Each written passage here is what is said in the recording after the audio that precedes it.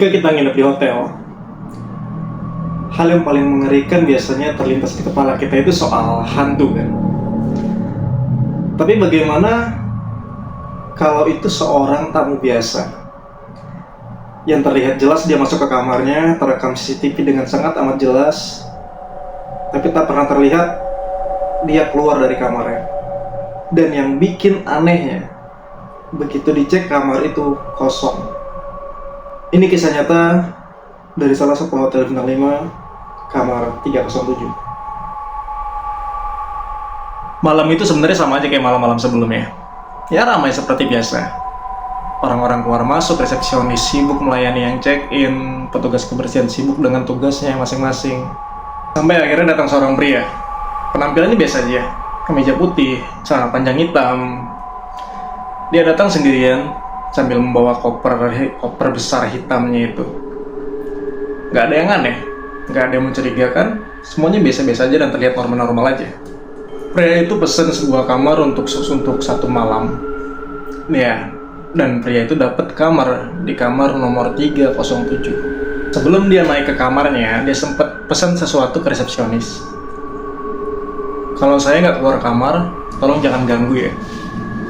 Resepsionis itu mengiyakan. Karena ya itu hal yang normal, yang biasa aja, dan banyak tamu yang datang ke hotel, kemudian mereka check-in dan meminta incognito bahasanya. Mereka nggak mau diganggu tanpa mereka yang memanggil. Tapi dari kalimat sederhana dan biasa itu tadi, menjadi sebuah awal, sebuah misteri yang nggak pernah terpecahkan.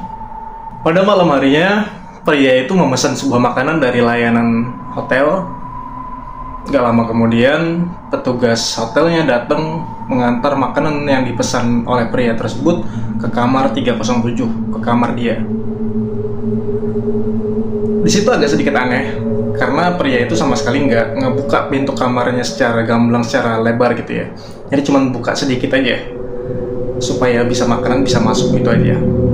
Jadi kemudian makanan itu diambil sama si pria itu. Tapi muka si pria itu nggak kelihatan sama sekali. Tapi ya udah, mungkin dia lagi nggak mau kelihatan aja gitu kan ya. Ya udahlah, normal aja, biasa aja gitu kan. Setelah memesan makanan itu, dia sempat ada memesan minuman, kemudian memesan cemilan yang lainnya beberapa kali lah di malam itu.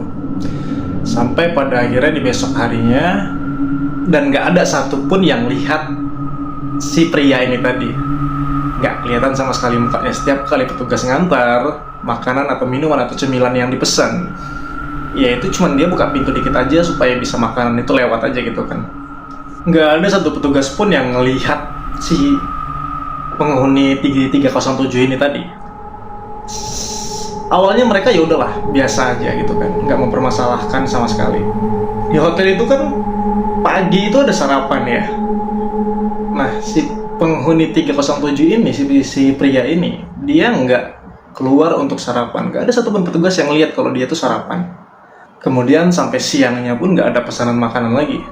Sampai akhirnya di jam waktu check out, sampai akhirnya salah satu petugas hotel ada yang ngerasa janggal. Dia ngerasa kalau ada hal yang nggak beres.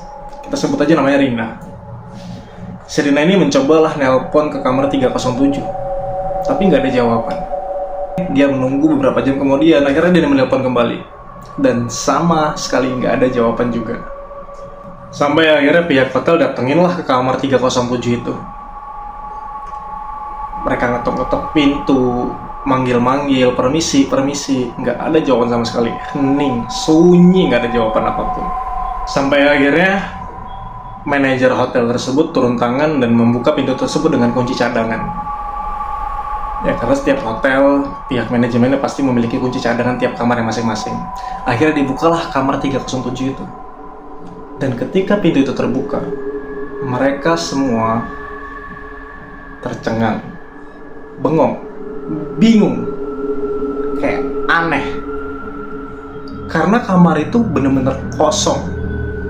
Tidak ada sebuah pergerakan, nggak ada kasur yang berantakan, nggak ada bekas makanan, piring kotor tuh nggak ada sama sekali. Bener-bener kosong. Setelah mereka melihat-lihat seisi kamar itu, di dalam sebuah lemari di kamar 307 ini ternyata mereka menemukan sebuah koper hitam, yang dimana pihak resepsionis yang kemarin menerima dia check-in juga mengakui kalau pria yang check-in di kamar tersebut membawa sebuah koper hitam, persis seperti yang ditemukan pada hari itu. Karena dari ketika membuka kamar ini begitu kosong dan aneh ya. Jadi ketika koper ini ditemukan, pihak manajemen pun mengizinkan untuk membuka koper ini. Akhirnya dibukalah koper ini. Dan sesuatu hal yang mengejutkan kembali terjadi. Koper itu kosong, nggak ada pakaian, nggak ada apapun sama sekali. Literally kosong kopernya. Dari yang tadinya semuanya itu cuma ngerasa aneh, sampai akhirnya menjadi sesuatu hal yang menyeramkan setelah mereka semua mengecek CCTV yang mengarah ke kamar 307 tersebut. Rekaman di CCTV tersebut terlihat jelas. Di hari sebelumnya itu mereka melihat jelas bahwa ada seorang pria yang masuk ke dalam kamar 307 itu. Ada seorang pria yang masuk ke dalam kamar 307 itu dengan sangat amat jelas. Seorang pria yang membawa koper hitam itu tadi. Tapi di hari kejadian mereka menemukan kamar itu kosong, mereka cek CCTV-nya dari malam, bahkan dari waktu dia check-in sampai dengan hari ini ditemukan kosong. Mereka cek sedetail-detailnya dan tidak ditemukan satu orang pun yang keluar dari kamar tersebut. Oke, masih ada yang beranggapan, masih ada yang berpikiran mungkin error kali ketika si orang itu keluar, mungkin CCTV yang menghadap ke kamar 307 itu error. Oke, diceklah CCTV yang lain, CCTV pintu, lift, tangga darurat, lobby, area kolam renang, semuanya nihil, kosong dan nggak ada orang tersebut. Dan sampai saat ini kejadian itu nggak pernah terungkap, nggak pernah ada yang tahu siapa pria itu sebenarnya, karena identitas yang dia berikan ketika dia check-in itu adalah identitas palsu. Tapi anehnya kok dari rekaman CCTV ketika dia datang untuk check-in dan kemudian dia masuk ke dalam kamar 307 itu semua terekam dengan sangat amat jelas. Tapi setelah dia masuk ke dalam kamar itu kok dia nggak pernah keluar sama sekali. Itu sesuatu hal yang bikin aneh dan yang bikin merinding sih sebenarnya. Menurut kalian sebenarnya apa sih yang terjadi? Siapa sih orang ini? Apakah mungkin dari tim travel? Mungkin dari waktu yang lain gitu kan? Jujur li gue nggak ngerti sama sekali, gue nggak tahu apa yang sebenarnya terjadi di situ. Menurut kalian gimana? Terus kolom komentar. Oke, sepertinya cerita kali ini cukup sampai di sini. Coba dong kalau kalian ada cerita-cerita hal yang aneh, pengalaman pribadi kalian, temen, saudara, coba kalian tulis di kolom komentar. Nanti DM gue biar kita angkat jadi cerita di channel YouTube ini.